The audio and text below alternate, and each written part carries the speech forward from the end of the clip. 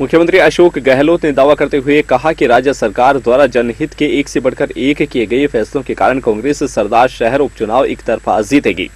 चूरू जिले के सरदार शहर विधानसभा क्षेत्र में उपचुनाव में कांग्रेस प्रत्याशी अनिल शर्मा के समर्थन में प्रचार करने सरदार शहर पहुंचे गहलोत ने मीडिया से यह बातचीत कही। उन्होंने कहा कि राज्य में पिछले 8 उपचुनावों में कांग्रेस 6 बार जीती है और इनमें भाजपा की जमानत तक जब्त हुई है।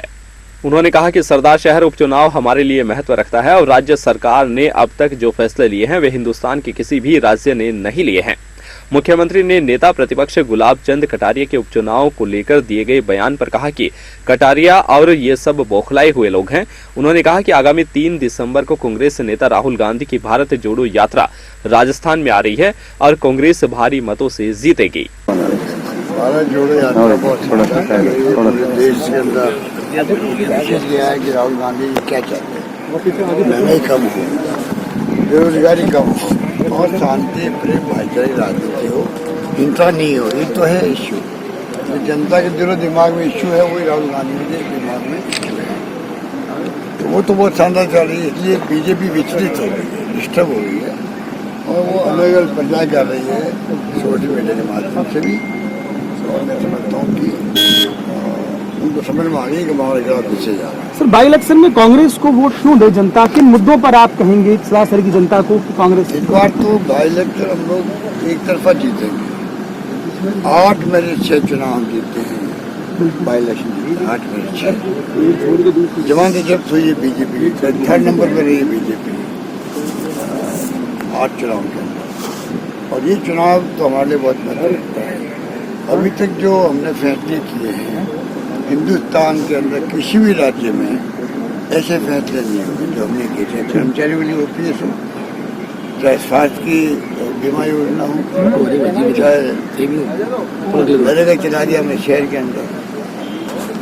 एक से बढ़ के एक फैसले हो रहे हैं राजस्थान के अंदर पूरे मनुष्य के लिए। तो मैं समझता हूँ जनता को समझती है कि अल्टीमेटली हमारे हितों की रक्षा करने वाली सरकार। गुलाब चंद कटारिया सौगंध दे रहे हैं कि आपको सौगंध देता हूँ, आप माथे पर जोर डाल के वोट कीजिएगा, कांग्रेस पर चोट कीजिएगा। ये कटारिया में सब बुखलाए हुए लोग, सब बुखलाए हुए लोग मालूम है 3 तारीख यात्रा भी आ रही है राजस्थान के अंदर। बुखला गए हैं, ज्यादा इन लोगों में दम नहीं। कांग्रेस जीतेगी बहुत भारी बहुमत। एक सवाल सर, बेहतर के लिए गढ़ बताया जा रहा है राजस्थान को। आप देखिए मुख्यमंत्री अशोक नेता के संबंध रहे हैं, बहुत विकास के काम कर रहे हैं। इस 4 साल में भी इतने विकास के काम हुए हैं, अच्छी फ्लैगशिप योजनाएं हैं, लोगों में उत्साह है। और अनिल शर्मा भी जो है वो पहले नगर पालिका के अध्यक्ष भी रह चुके हैं, आज मंत्री दर्जा प्राप्त हैं, लोगों से मिलते रहते हैं और सब लोग उनको प्यार करते हैं। तो निश्चित रूप से जो पंडित भंवरलाल शर्मा जी ने अधूरे सपने जो रह गए उनको पूरा करने के लिए जनता आशीर्वाद देगी और सच्ची श्रद्धांजलि देगी और अनिल शर्मा को यहाँ से चुनाव जिताएगी। रही सवाल बीजेपी की, बीजेपी ने तो जीत के लिए उम्मीदवार ही खड़ा नहीं किया। ये वैकेंट सीट रखने के लिए राजेंद्र जी राठौड़ ने एक साजिश के तहत अपनी आगामी फ्यूचर प्लान के लिए जो है वो सीट रखने के लिए भविष्यवाणी कर रहे हैं अगले चुनाव। मैं भविष्यवाणी नहीं कर रहा, मैं गारंटेड कह रहा हूँ कि राजेंद्र राठौड़ जी ने साजिश करके 3 बार हारे हुए अशोक पीछा को पुनः एक बार टिकट दे करके ये 12 महीने बाद में रिक्त मिले और राजेंद्र जी राठौड़ शिफ्ट कर सकें यहाँ पर, ऐसी उनकी मंशा के साथ में उन्होंने ये टिकट दी है। तो जो उम्मीदवार ये कह रहा है कि राम सिंह जी और राजेंद्र राठौड़ एक हो जाएं तो मैं चुनाव मेरा मंड जाए समझते हो ना आप, कि चुनाव बन जाए, जीतना तो अलग बात है। और यहाँ तो बीजेपी में तो उगता सूरज ढलता सूरज ये चल रहा है। तो जब वसुंधरा जी ढलता सूरज है तो राजेंद्र जी राठौड़ कौन सा उगता सूरज है? तो इसके लिए तो जब जो प्रभारी है पूरे इस चुनाव का अर्जुन मेघवाल, वो खुद कह रहा है कि ढलते सूरज की तरफ मत देखो, उगता सूरज सतीश पूनिया उसकी तरफ देखो। तो वो इशारा तो कह रहे सतीश पूनिया तो मजदूरी करा रहे हैं, आपने बयान दिया। हाँ, तो मैं कह रहा हूँ ना, उसको कहना पड़ रहा है बेचारे को बार बार कि देखो इसकी तरफ देखो, इसकी तरफ, और ये पुराने वाले देख नहीं रहे। कल कटारिया जी का बयान आया कि हम किसी के नौकर नहीं है जो हमको ये आदेश दे रहे हैं। तो आप समझ रहे हो कि भाजपा में बड़ा गड़बड़ सड़बड़ चल रहा है और ये गड़बड़ सड़बड़ ठीक होता भी मुझे नहीं दिख रहा है, क्योंकि बिना 101 आए ये मुख्यमंत्री बनने के मोगेरी लाल के हसीन सपने पाल रहे हैं।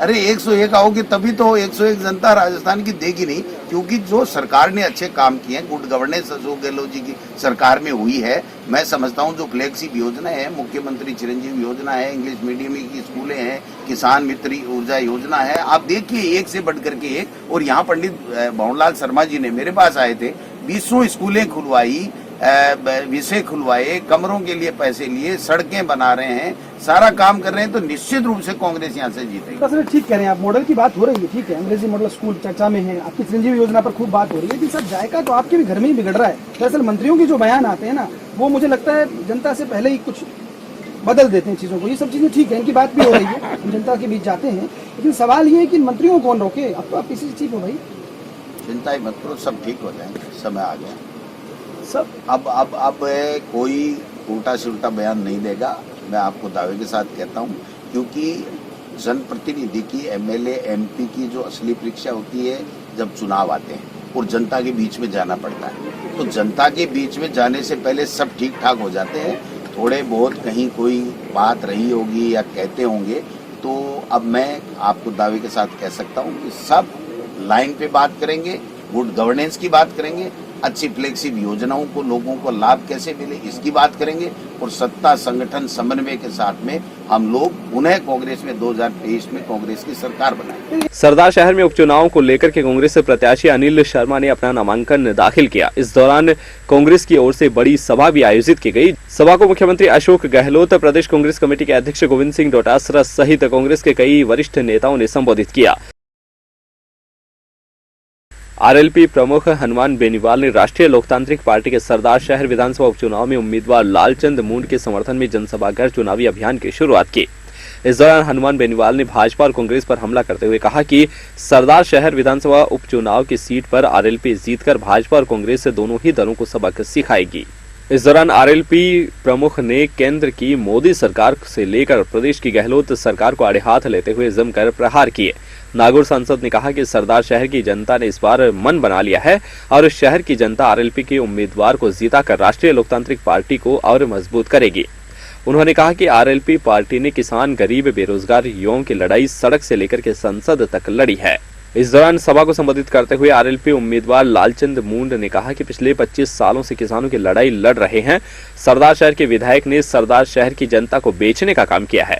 इस दौरान सभा को आरएलपी विधायक नारायण बेनीवाल, पुखराज गर्ग, विधायक इंदिरा देवी सहित राष्ट्रीय लोकतांत्रिक पार्टी के नेताओं ने संबोधित किया। बीजेपी की राजनीति कर रही है, हम हमारी कर रहे हैं और हमने पहले चीज तय करेगा, हमने लिए तय थोड़ी करें। बड़ी संख्या में वोटर है उसको इग्नोर किया नहीं, वो तो करते ही आएंगे, आगे भी करेंगे। 70 साल से इग्नोर किया ना, कांग्रेस बीजेपी दोनों ही कर रही है। मौका लगना चाहिए, किसानों को तो सत्ता मिली करना देता है। किसान एज थे ना, और जितने उनको लोग मानते थे, हो सकता है कोई जरूर नहीं कि पिता जैसा पुत्र वैसा ही हो। तो लोग ये सोच रहे हैं भाई इस वंशवाद से खात्मा भी जो कब तक करेगा, इंतजार थोड़ी करते। नए आदमी को मौका देना चाहिए और नया व्यक्ति जो है वो इनका जनता का परखा हुआ व्यक्ति 4 बार डेयरी के चेयरमैन रहे। और हमने सारा जो सर्वे हमने को जयपुर दिल्ली में बैठ कर टिकट नहीं दिया या एक तो बार आपको इस परिवर्तन की लड़ाई में हमेशा मौका मिलेगा। इस सरकार से जनता परिवर्तन कर सकती है और आप इस परिवर्तन से मन को बना दे और आप गाँव में लग जाए। मैं चुनाव लड़ रहा हूँ तो आप सब भाई, सब मेरे बुजुर्ग, सब मेरे नौजवान साथी लड़ रहे हैं, सभी लोग लास्ट में है। मैं अकेला कुछ नहीं कर सकता और आपके विश्वास पे, आपकी आशा के साथ मैं टिकट लाया हूँ। और आप निश्चित रूप से 35 साल के इस कुशासन को मिटा के और इस सरकार की गणा को परिवर्तन करके दिखाएंगे। और भाइयों, साथ भी नहीं, बच्चे ज्यादा सोचने की जरूरत नहीं है, इनको 35 साल दे दिए। मैं आपके बीच में 22 साल से लड़ने रहा हूँ, तो आप क्या 10 मिनट या 7 मिनट नहीं दे सकते?